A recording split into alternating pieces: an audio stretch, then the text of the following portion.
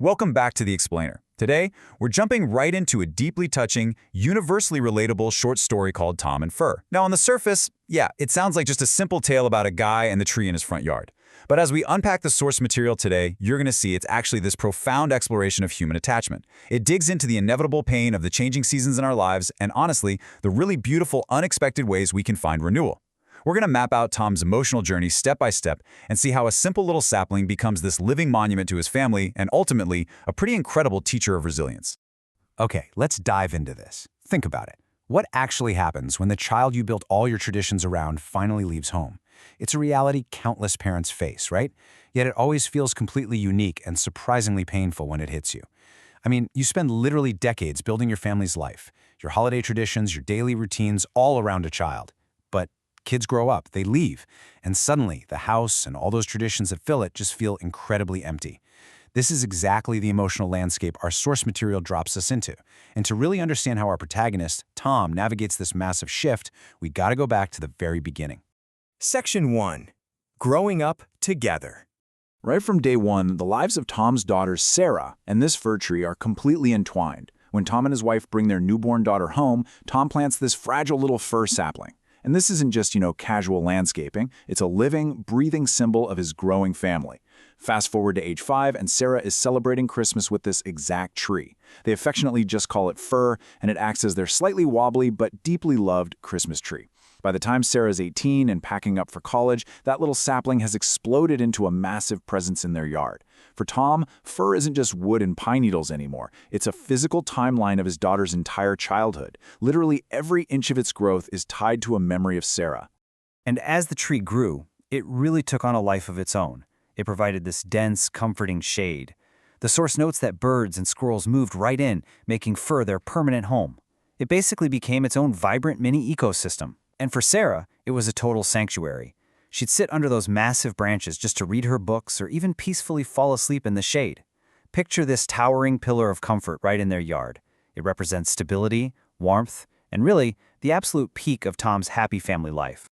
But then, out of nowhere, the unpredictable happens. A massive storm rips through the area and completely topples Fur over. And this brilliantly illustrates a core theme of our story. No matter how deep the roots of our happiness seem to go, life can uproot them in an absolute instant. This physical storm that knocks down the tree, it serves as a powerful foreshadowing for the emotional turbulence quietly brewing on Tom's horizon. His anchor has literally just been ripped right out of the ground. Now, the community's reaction to this fallen tree perfectly contrasts with Tom's internal world. The town offers this highly practical, super logical solution. Hey, just sell the fallen wood to a timber merchant, make a few bucks and plant a new tree. Problem solved, right? But to Tom, no way. That is utterly unthinkable. You just don't replace a living monument to your child's life. Instead, Tom goes out and hires specialized tree experts. He goes to massive, almost foolish personal expense to have fur pulled back up and painstakingly restored.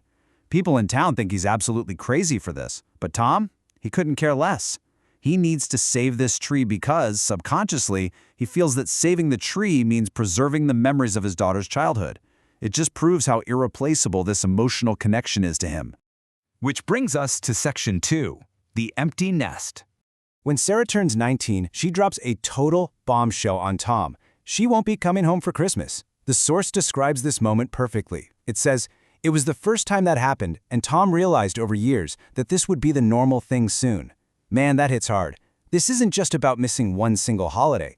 It is the heavy, sinking realization that the era of his family all being together under one roof, it's over. The temporary absence is actually a permanent shift. Tom is slowly, painfully coming to grips with a very lonely new normal. So for several years, this stark, glaring contrast builds between their two lives. On one side, we have Tom, and he is rigidly clinging to nostalgia. He goes out there and decks up fire exactly the way Sarah used to like it, doing all this heavy work completely alone in the freezing cold. On the other side, we have Sarah. She's halfway across the world, traveling to distant countries with her friends, exploring, and just living this vibrant, highly independent life. Tom is trying his hardest to freeze time. Sarah is running full speed into the future. And the way they communicate during this time, it is just heartbreakingly modern. Tom finishes decorating this massive tree, a real physical labor of love meant to honor their shared past, and he snaps a picture to send to her. Sarah's response? A digital like and a super quick comment saying, "Missing you." It perfectly captures that hollow, isolating feeling of upholding heavy, physical traditions for someone who is now only experiencing them through a glowing screen. Tom is physically surrounded by the ghosts of his past Christmases, but emotionally, he is entirely alone. This tension leads right into Section 3, the breaking point. This story drops us onto one specific Christmas Eve. The house is completely quiet. Sarah is far away. Out in the yard, the tree is fully decorated, shining its lights into a totally empty space. The source text tells us Tom is alone and very, very upset. Years of compounded grief, nostalgia, and isolation have finally reached a boiling point. The exact traditions that used to bring him so much joy, now they're just magnifying his loneliness. Unable to just sit in that quiet house for another second, Tom suddenly gets up. He bypasses the living room, he bypasses the front door, and he marches straight out to the garage.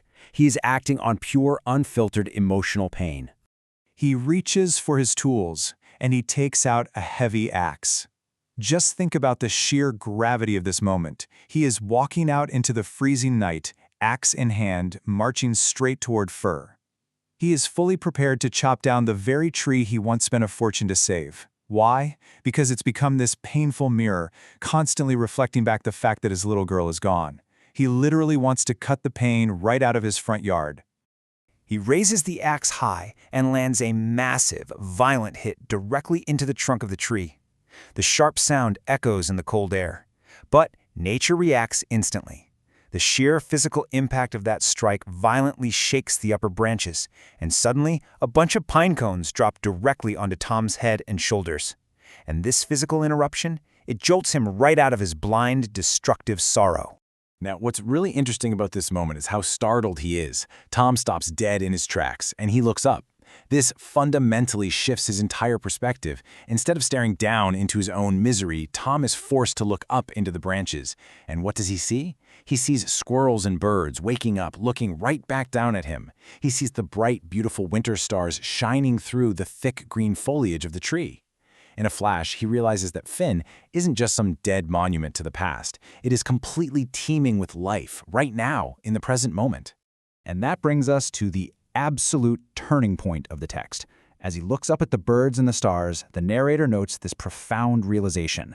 It wasn't about Sarah anymore. This is Tom's great epiphany. For decades, he valued this tree solely as an extension of his daughter. But in this quiet, freezing moment, he finally sees the tree's intrinsic value. It's beautiful on its own. It provides shelter. It is a living, breathing companion that has stood faithfully by his house through literal storms and quiet years alike. He ends up actually apologizing to the tree for the gash he just made, realizing he almost destroyed a beautiful present reality simply because he was too obsessed with an absent past. Section 4, A New Christmas. The very next morning, Christmas Day, Tom completely transforms his entire approach to the holiday. He hangs up a massive banner outside that says, "Come and enjoy with me." He brings out all these baked goods and savories. He blasts Christmas carols for the street to hear. He finally stops waiting for his old family dynamic to magically return, and instead he throws his doors wide open to the community right around him. Neighborhood kids flock to the yard to celebrate. He even puts out bowls of cut fruits and grains for the birds and squirrels living up in the tree. Neighbors start dropping by with gifts. For days, his home is just filled with laughter and life. By finally letting go of what he was missing, he created an incredibly festive, welcoming environment and found immense new joy. Fast forward to the following spring. The source material leaves us with one final, gorgeous image. So the crucial point is this. From that deep, violent gash left by Tom's axe on Christmas Eve, a brand new, green shoot begins to grow. It is the perfect visual metaphor for Tom's whole journey. The deepest point of his emotional pain, the literal wound he inflicted in his darkest moment of grief, has organically transformed into new life and new growth. The scar is still there, sure, but it is now the source of something beautiful. Seeing this tiny new shoot, Tom hugs the massive trunk of the fir tree and speaks these final, really heartfelt words. "I know you will be there for me always. I am not going to miss anyone anymore, as I have you with me." And listen, he isn't replacing Sarah here. He is simply accepting the enduring, evolving companionship of the life that is right in front of him. He has finally made his peace with the present moment. Tom found his peace by literally looking up from his grief and embracing the life that was already thriving right there in his own front yard. So I'll leave you with this. Where do you find enduring companionship when the seasons of your life inevitably change? Are you clinging to the way things used to be, or are you ready to put up a banner and invite the present moment in? Thanks so much for joining me for this explainer, and I highly encourage you to keep exploring how we can all adapt to life's changing seasons. Catch you next time.